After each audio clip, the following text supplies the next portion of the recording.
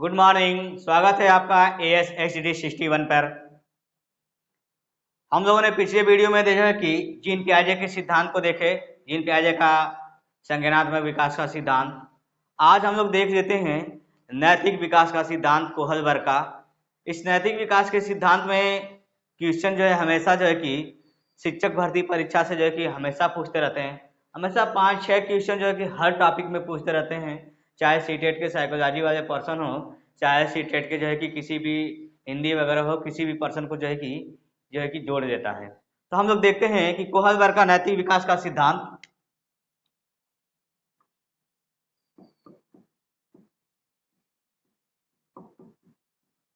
Kohlberg नैतिक विकास का सिद्धांत। नैतिकता किसे कहते हैं? नैतिकता किसे कहते हैं? नैतिक किसी निश्चित स्थान के औपचारिक व्यवहार को, किसी निश्चित स्थान को औपचारिक व्यवहार को जिसमें सत्य असत्य उचित अनुचित को ध्यान में रखते हुए व्यक्ति एक औपचारिक एक सुनिश्चित व्यवहार करता है, तो उसे हम क्या कहते हैं? नैतिकता या नैतिक कहते हैं। कोहलबर्ग ने नैतिकता के परिप्रेक्ष्य में जो अपने कथन बताए हैं कि नैतिकता होती क्या है। नैतिकता के सिद्धांत में उन्होंने जो है कि नैतिकता को बताया है कि जो नैतिक विकास है, जो नैतिकता है, वह नैतिकता जन्मजात न होकर के अर्जित होती है। यानी कि नैतिकता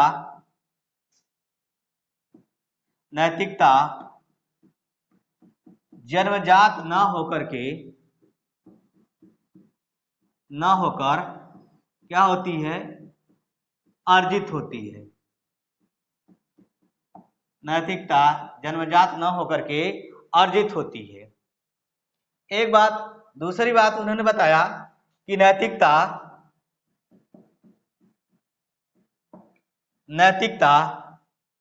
व्यक्तिगत होती है। नैतिकता व्यक्तिगत होती है, सामूहिक नहीं होती। यानी कि नैतिकता सामूहिक न होकर क्या होती है? व्यक्तिगत होती है। नैतिकता सामूहिक न होकर के व्यक्तिगत होती है। कोहलबर्ग ने अपना सिद्धांत जो है कि व्यक्तिगत नैतिकता पर जो है कि सिद्धांत दिया है। इसके बाद उन्होंने बताया कि जो नैतिकता है वह नैतिकता परिस्थिति जन्य होती है। नैतिकता परिस्थिति जन्य होती है। परिस्थिति जन्य होती है का मतलब ये हुआ कि व्यक्ति प्रत्येक परिस्थिति में, प्रत्येक स्थिति में भिन्न भिन्न प्रकार के व्यवहार करता है। जैसे जैसे व्यक्ति का सामाजिक दृष्टिकोण, समूह, या जैसे जैसे व्यक्ति एक स्थान से दूसरे स्थान पर जाता है, तो उस स्थान के आधार पर व्यक्ति क्या करता है? अपने व्यवहार को प्रदर्शित करता है, और उसके व्यवहार ही उचित अनुचित के रूप में, नैतिकता के रूप में दर्शाते हैं। यानी कि हम कह सकते हैं कि जो नैतिकता है वह नैतिकता समाज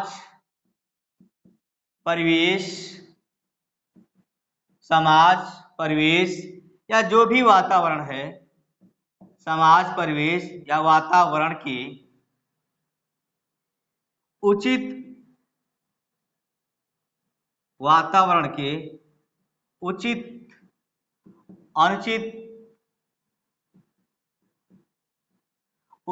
अनुचित के परिप्रेक्ष्य में घटित होता है। के परिप्रेक्ष्य में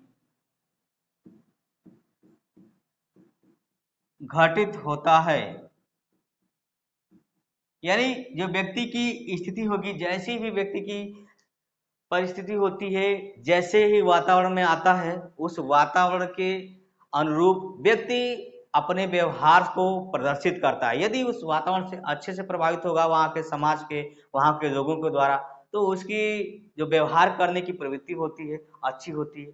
यदि उसके समूह या उसके समाज या उसके जिस के अनुरूप वह अपना जीवन यापन कर रहा है, यदि उसके अनुरूप उसे जो है कि वातावरण में अनुचित व्यवहार या अनुचित अविश्वास की भावनाएं दिखती हैं, तो व्यक्ति क्या करता है वहां पर जो है कि अपने व्यवहार जो है कि अनैतिकता के रूप में भी कर देता है। तो यानी यही कह रहा है कि जो नैतिकता है वह समाज, परिवेश, वातावरण के उचित अनुचित के परिप्रेक्ष्य में घटित होता है। इसके बाद हम लोग देखेंगे कि कोहल वर्ग ने इस नैतिकता को दो भागों में बांटा है। नैतिकता को दो भागों में बांटा है। एक बताया है नैतिक दुविधा, एक बताया उन्होंने नैतिक दुविधा,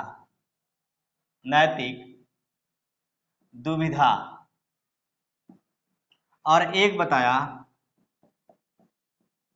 नैतिक तर्कणा। नैतिक दुविधा और नैतिक तर्कणा।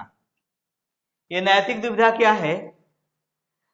नैतिक दुविधा मतलब ऐसी दो परिस्थिति जहां पर दोनों परिस्थितियां सत्य हों, ऐसी दो परिस्थिति जहां पर दोनों कार्य सत्य हों और दोनों कार्यों में से किसी एक परिस्थिति या किसी एक कार्य को चुनना हो, तो उसको हम लोग क्या कहते हैं?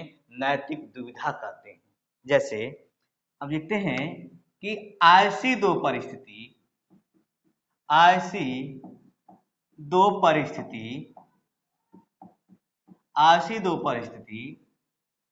जहां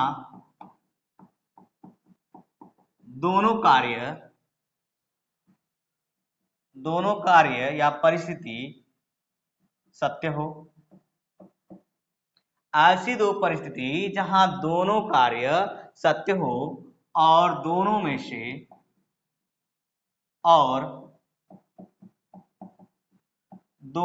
से किसी एक का चयन करना, दोनों में से किसी एक का चयन करना हो, एक का चयन करना हो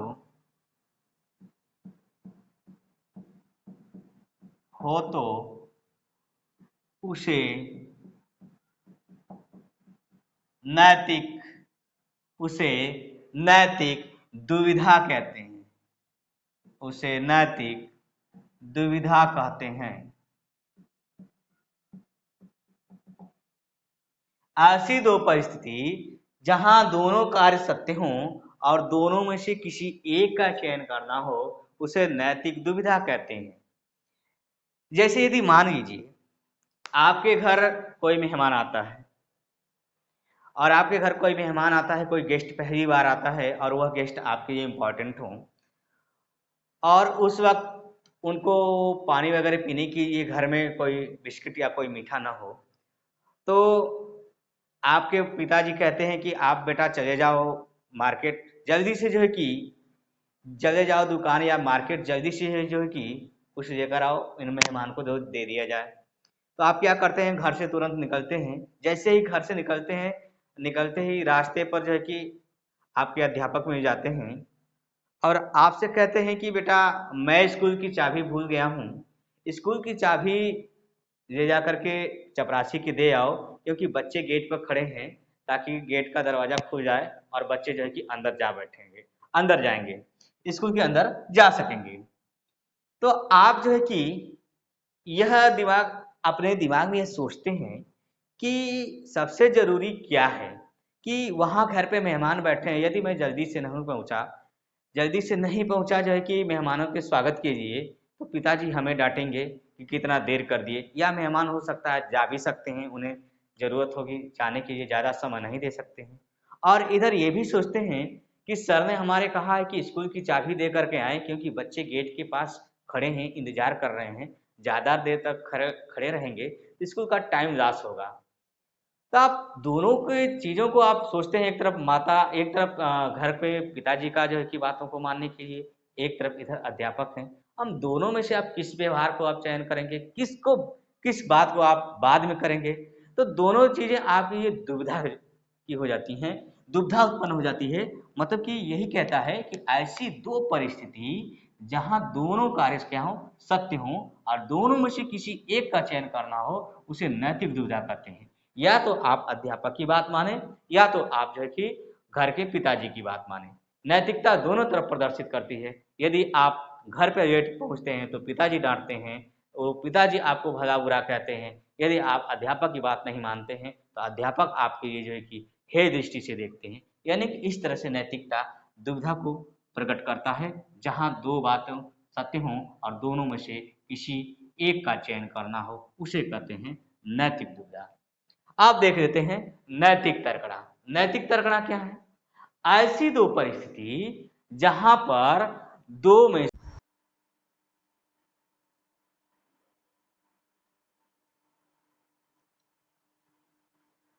हाँ, तो हमने ये समझ लिया कि नैतिक दुविधा क्या है। ऐसी दो परिस्थिति जहां दोनों कार्य सही हो और उसमें से किसी एक का चयन करना हो, उसे नैतिक दुविधा कहते हैं। अब हम लोग देख लेते हैं कि नैतिक तर्कणा किसे कहते हैं। नैतिक तर्कणा क्या है कि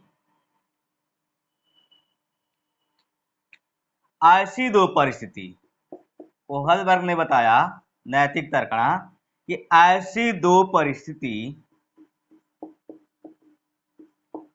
ऐसी दो परिस्थिति जहां, ऐसी दो परिस्थिति जहां एक सही हो, एक सही हो, एक गलत हो। इनमें से एक सही हो, एक गलत हो, उसमें से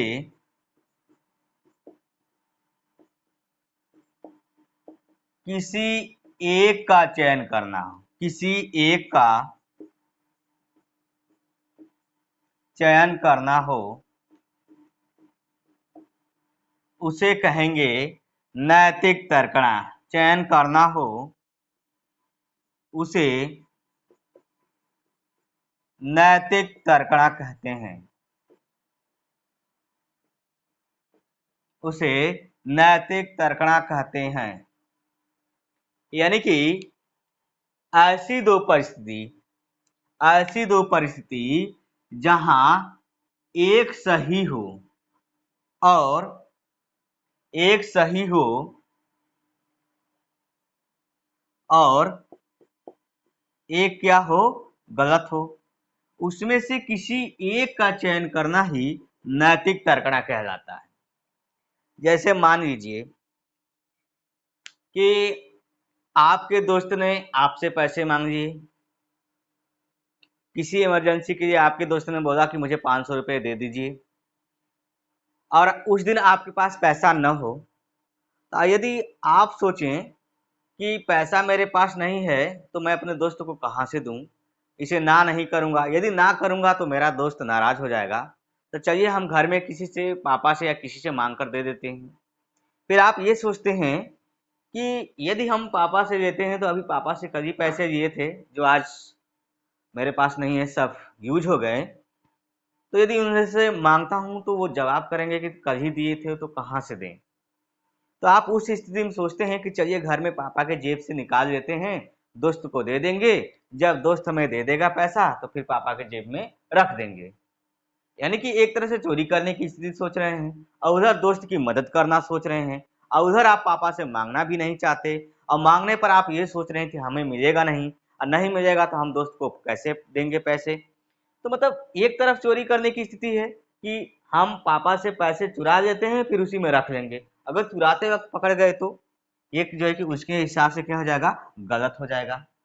और एक जो है कि वहां पर जो है कि दोस्त की क्या करनी है, मदद भी करनी है। तो यानी कि सीधी सीधी बात, ऐसी दो परिस्थिति जहां एक सही हो और एक गलत हो, उसमें से किसी एक का चयन करना हो, चाहे सही रास्ते को चयन करें चाहे गलत रास्ते चयन करें, उसमें से किसी एक को तर्क करते हैं, तर्क के आधार पर व्यवहार करते हैं या क्रिया करते हैं, तो उसे हम कहते हैं नैतिक तर्कणा।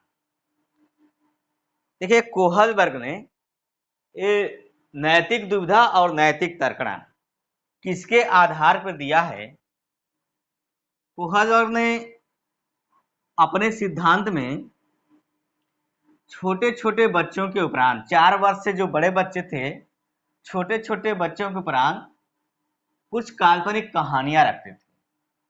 उस कहानियों को रखने के बाद उन बच्चों से तर्क लेते थे और तर्क लेने के आधार पर जो है कि उन्होंने नैतिक विकास का सिद्धांत सीखा कि नैतिकता कैसी होती है, बच्चे की सोच कैसी है, उनकी व्यवहार सही गलत के रूप में इस सामाजिक दृष्टि से किस प्रकार से बालक अपना तर्क देते हैं। उसी के आधार पर वो जो है कि कुछ कहानियों को रखते हैं और कहानियों से तर्क रखते हैं। हम लोग एक कहानी देख लेते हैं कोहलबर्ग की, जिसका जो कहानी है एक हिंज नामक व्यक्ति की। जो कहानी है एक हिंज नामक व्यक्ति की। यह जो है कि यूरोप का रहने वाला है, जो बहुत ही निहायत ही गरीब था और यह अपनी पत्नी से बहुत प्रेम करता था और अक्सर इसकी पत्नी बीमार रहा करती थी। उसके उपरांत बीमार रहा करती थी तो एक दिन उसकी पत्नी की बहुत ज़्यादा सी तबीयत खराब हो गई, बहुत ज़्यादा सी बीमार पड़ गई। तो गया हिंज जो है कि डॉक्टर को बुला करके लेकर आया और डॉक्टर आया तो देखा उसकी पत्नी जो है कि जो डॉक्टर उसको पहले से दवा करता था उसी डॉक्टर को बुला कर लाया और उनके पत्नी को देख करके हिंज को एक जो है कि दवा लिखी और उस दवा की कीमत जो है कि 10 रुपये थी। जो डॉक्टर आया था देखने के लिए, वो डॉक्टर बोला कि वह दवा 10 रुपये की मिलेगी, जाकर के किसी भी मेडिकल के दुकान से ले आना। हिंज क्या करता है कि हिंज के पास 10 रुपये भी नहीं थे, वह किसी से उधार लेता है। कितना रुपए? 10 रुपये उधार लेता है और उधार लेने के बाद वह मेडिकल की दुकान पर चला जाता है, मेडिकल शॉप पर चला जाता है, मेडिकल दुकान पर जाता है और दुकानदार उस हिंज की दरिद्रता को देख करके, उसकी गरीबी को देख करके जो दवा 10 रुपये की मिलती थी उस दवा की कीमत उसने 30 रुपया बता दिया। यानी कि हिंज जो है कि दवा लेने जब मेडिकल की दुकान पर गया, जो दवा 10 रुपये की मिलती थी वह दवा दुकानदार ने जो है कि 30 रुपये बता दिया। अब हिंज क्या करता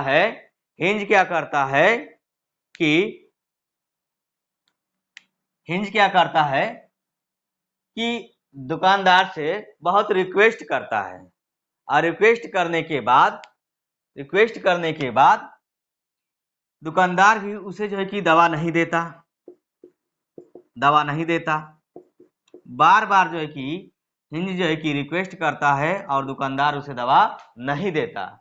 उसके उपरांत हिंज वहां से वापस चला आता है। हिंज वहां से क्या करता है? वापस चला आता है। तो वापस चला आने के उपरांत अब हिंज ये सोचता है रास्ते में कि जो है कि यदि हम दवा नहीं लेते हैं तो हमारी पत्नी जो बीमार है वो क्या हो जाएगी? मर जाएगी। और वह अच्छी तरह से जानता था कि 10 रुपये की जो दवा थी वह 10 रुपये की दवा किसमें मिलती थी? 30 रुपये में मिलती थी। इस तरह से हिंज जो है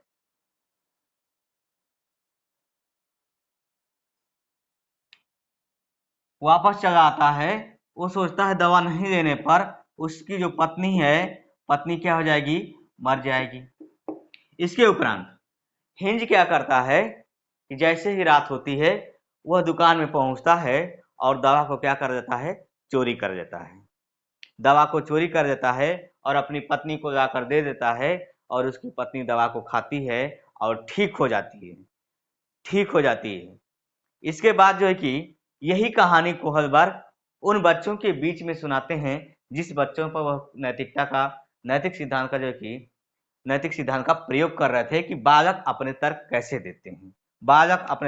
कैसे देते हैं। उसी के आधार पर उन्होंने जो है कि नैतिक दुविधा नैतिक दुविधा और नैतिक तर्कणा निकाला। नैतिक दुविधा और नैतिक तर्कणा। कुछ बच्चों ने ये कहा कि हिंज ने जो भी किया वह अच्छा किया, क्योंकि वह दवा नहीं देता तो उसकी पत्नी क्या हो जाती, मर जाती, इसलिए क्योंकि इसमें दुकानदार की गलती थी कि जो दवा 10 रुपए की मिलती थी वह दवा कितने में दिया, 30 रुपए में। कुछ बच्चों ने तर्क के आधार पर यह कहा कि यदि वह दुकानदार की दवा थी वह या 30 रुपए में दे या 40 रुपए में दे, वह दुकानदार की दवा थी। हिंज जो है कि हिंज को चोरी नहीं करनी चाहिए, क्योंकि हिंज पकड़ा जाता तो उसे जेल भी हो सकती है। इस तरह से बच्चों ने अनेक तर्क दिए और तर्क के आधार पर ही जो है कि कोहलबर्ग ने अपने इस सिद्धांत को जो है कि कई चरणों में, अपने सिद्धांत को जो है कि 3 चरणों में और 6 उप अवस्थाओं में बताया। इसी कहानी के आधार पर हिंज ने बालकों के तर्क के अनुरूप कहा कि नैतिकता 3 स्तर में होती है और उसके प्रत्येक 2-2 उप अवस्थाएं बताएं। हम लोग देख लेते हैं कि कोहलबर्ग ने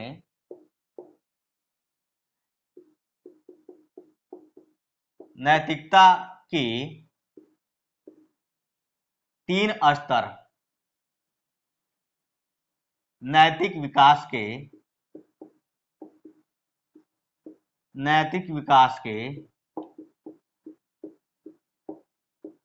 3 स्तर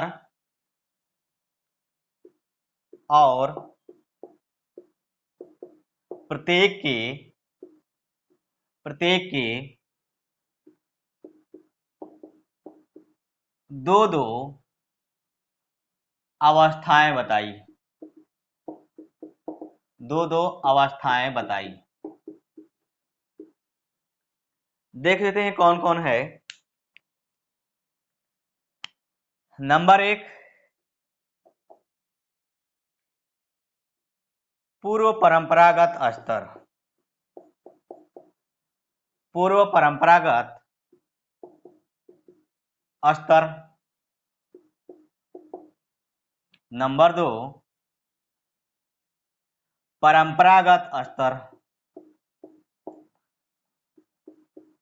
परंपरागत स्तर।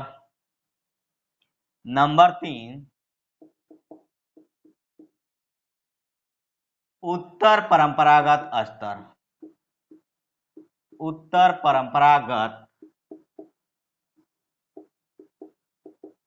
स्तर। इसी के और भी उपनाम है, उपनाम भी हम देख लेंगे। इसके और भी उपनाम हैं, उपनाम देख लेते हैं हम लोग कौन कौन से उपनाम हैं। उपनाम देख लेते हैं हम लोग। पारंपरिक स्तर, पूर्व पारंपरिक स्तर। पूर्व पारंपरिक स्तर।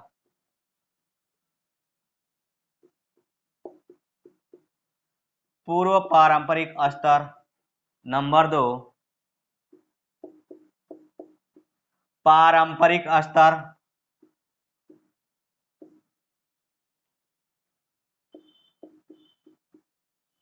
पारंपरिक स्तर। नंबर 3, उत्तर पारंपरिक स्तर। ये परीक्षाओं में अक्सर उपनाम से पूछा करता है। परीक्षाओं में अक्सर उपनाम से पूछा करता है, इसके अनेक नाम रख सकते हैं। और भी देख लेते हैं। पूर्व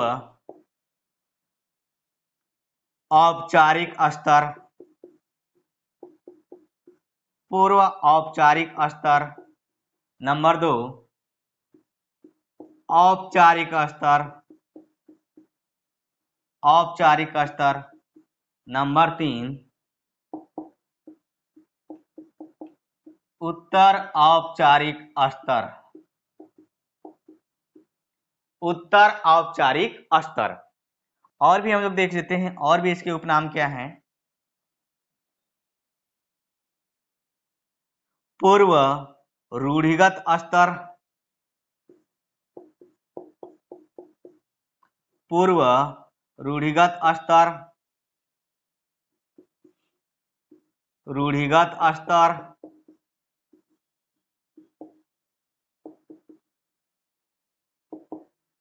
उत्तर रूढ़िगत स्तर, उत्तर रूढ़िगत स्तर। देखिए ये इसके उपनाम है, अक्सर उपनामों से पूछा जाता है। देखिए इसमें लगा है पूर्व, और इसमें जो है कि पूर्व परंपरागत स्तर, बाकी सारी चीजें वही लिखी गई हैं पूर्व। और यहाँ पर देखिए परंपरागत स्तर जो यहाँ पर लिखा गया है ये भी परंपरागत स्तर है, और यहाँ पर लिखा गया है उत्तर परंपरागत स्तर। यहाँ पर है पूर्व परंपरागत स्तर, बाकी परंपरागत स्तर, परंपरागत स्तर, परंपरागत स्तर उसी तरह है। उसी तरह इसमें पूर्व पारंपरिक, पूर्व पारंपरिक, पारंपरिक, उत्तर पारंपरिक। कहने का मतलब ये हुआ कि जो प्रथम स्तर है, जो प्रथम भाग है उसमें पूर्व लगा होगा, बाकी सब चीजें वैसी रहेंगी। दूसरे में कोई पूर्व उत्तर नहीं होगा, तीसरे में उत्तर लगा रहेगा, बाकी सभी चीजें वैसी रहेगी। हम इसे आसानी से याद कर सकते हैं। बस हमें पहले भाग में केवल पूर्व नाम लेना है और इसके तीसरे यानी आखिरी भाग में उत्तर नाम लेना है, और बाकी चीजें वैसे ही रहेगी। इस तरह से जो है कि इसके जो है कि उपनाम है। देखिए हम लोग इसको समझने के लिए, कोहल वर्ग के इन स्तर को समझने के लिए हम लोग अपने हिसाब से ये समझ लेते हैं कि इसको हम लोग मान लेते हैं शैशवावस्था, शैशवावस्था मान लेते हैं, और इसको हम लोग मान लेते हैं बाल्यावस्था, और इसको हम लोग मान लेते हैं किशोरावस्था, किशोरावस्था। इसको बाल्यावस्था मान लेते हैं और इसको किशोरावस्था मान लेते हैं। देखिए पूर्व परंपरागत स्तर में क्या होता है, यदि शैशवावस्था के लगभग अगर हम लोग माने, लगभग तो शैशवावस्था के अंतर्गत हम लोग देखते हैं जो नैतिकता होती है, जो व्यवहार होती है, वह नैतिकता व्यवहार अनैतिक अनैतिक के आधार पर होती है। यानी कि शैशवावस्था के यदि हम शैशवावस्था के आधार पर देखें तो इसमें बालक को सत्य असत्य का कोई ज्ञान नहीं होता। जिसे सत्य असत्य का कोई ज्ञान नहीं होता तो किसी भी प्रकार का व्यवहार करेगा, जिसमें जो उसको सुखद प्राप्त होगा वह वही व्यवहार करेगा। यानी कि जिसे सत्य असत्य का कोई ज्ञान नहीं होता, यानी इसका मतलब ये हुआ कि नैतिक अनैतिक, नैतिक अनैतिक, नैतिक अनैतिक का कोई प्रभाव नहीं होता। ये जो है कि नैतिक अनैतिक का क्या पाया जाता है, अभाव पाया जाता है। बालक जो भी व्यवहार करता है वह व्यवहार जो है कि अपने सुखद प्राप्ति के लिए व्यवहार करता है। इस अवस्था में पूर्व परंपरागत स्तर में जो है कि शैशवावस्था के आधार पर बालक जो है कि कौन सा व्यवहार करता है, अपना सुखद व्यवहार करता है जो उसे अच्छा लगता है। अब बाल्यावस्था में क्या होता है कि जैसे जैसे बालक धीरे धीरे बड़ा हो जाता है, पूर्व परंपरागत स्तर में जैसे जैसे बालक बड़ा हो जाता है वैसे वैसे बालक जो है कि कार्य कारण को समझने लगता है। वैसे वैसे बालक क्या करता है कि कार्य कारण को समझने लगता है।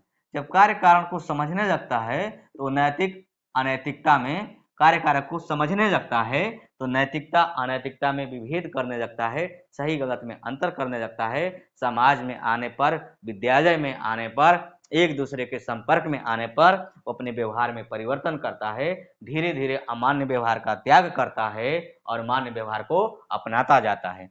फिर धीरे धीरे वह बालक कार्य कारण, विशेष कार्य कारण को यहाँ पर समझ लेता है। यानी कि बालक में स्वयं चिंतन की भावना विकसित हो जाती है, स्वयं चिंतन की भावना विकसित हो जाती है, स्वयं कल्पना की भावना विकसित हो जाती है, स्वयं कल्पना की भावना विकसित हो जाती है, हर चीज को अवलोकन की दृष्टि से करने लगता है।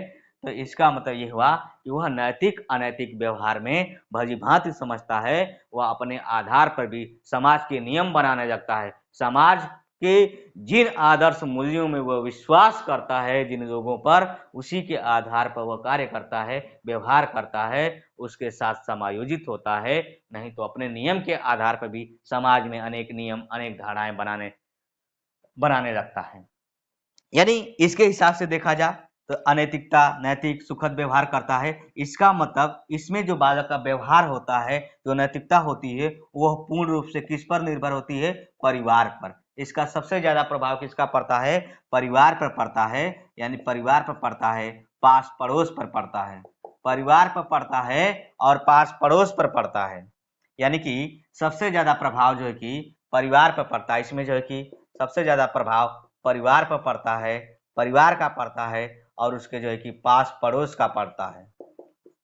यानी कि पूर्व परंपरागत स्तर में सबसे ज्यादा प्रभाव परिवार का और पास पड़ोस का पड़ता है। और यहाँ पर बालक जैसे जैसे धीरे धीरे बड़ा होता है तो परिवार, पास पड़ोस के साथ साथ विद्यालय का प्रभाव पड़ने लगता है, विद्यालय समूह का प्रभाव पड़ने लगता है। उसके जो है कि जो समाज होते हैं, जो समूह, जो अनेक विद्यार्थियों का अनेक परिवेश के जो समूह होते हैं, उस समाज का जो है कि धीरे धीरे प्रभाव पड़ने लगता है। और इसके बाद जो है कि बालक जो है कि जब इस उत्तर परंपरागत स्तर में आता है तो अनेक समाज से मिलकर अनेक धर्म, अनेक संस्कृति, यह इसमें बालक अनेक धर्म, अनेक संस्कृति, अनेक भाषा, अनेक प्रकार की प्रक्रियाओं से जो है कि बालक जो है कि इसमें जो है कि अपने व्यवहार करता है, उन लोगों के साथ आकर के समायोजित होकर व्यवहार करता है, या नियम बनाता है, या नियमों को बनाता तोड़ता है, या संवैधानिक रूप से दिए गए चीजों को संशोधन करता है। ये सब सारी चीजें किसमें हो जाती हैं? उत्तर परंपरागत स्तर में।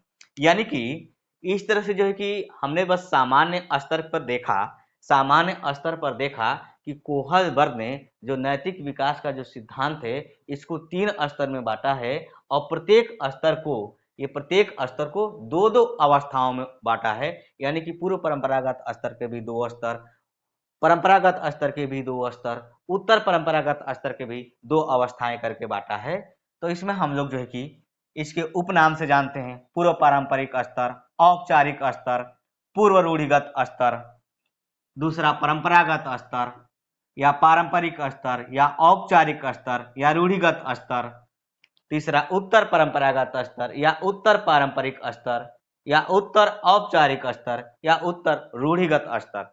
इसको हम लोग देख लेते हैं। सामान्य तौर पर हम इसका अर्थ लगाते हैं एक समझने के लिए कि इसका जो प्रभाव है इसे हम शैशव अवस्था से मान लेते हैं। कि इसमें जो बालक व्यवहार करता है, यानी कि इस पूर्व औपचारिक में जो बालक व्यवहार करता है वह व्यवहार शैशव अवस्था के गुणों को प्रदर्शित करता है, जिसका सबसे ज्यादा प्रभाव उसके पास पड़ोस का पड़ता है, परिवार का पड़ता है, जिसमें बालक सत्य असत्य का कोई ज्ञान नहीं होता, नैतिक अनैतिक का कोई ज्ञान नहीं होता। केवल जो है कि जिस तरह से परिवार वाले या पास पड़ोस जिस तरह से व्यवहार करते हैं उसको देखकर समझकर करता है, उनकी बातों को मानता है। यानी कि इसमें बालक जो भी व्यवहार करता है सुखद व्यवहार के लिए करता है।